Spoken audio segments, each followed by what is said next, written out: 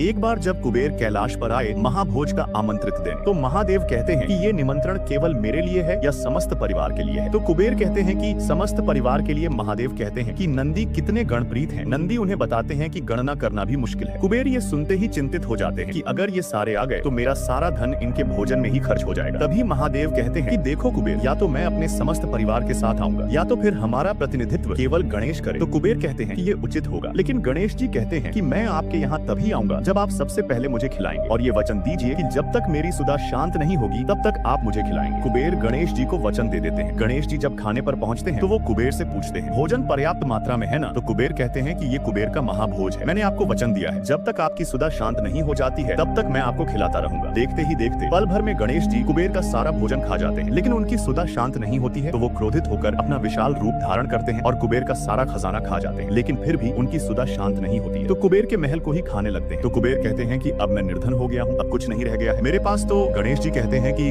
अभी आप शेष बचे हैं, अब आपको ही मेरा आहार बनना पड़ेगा।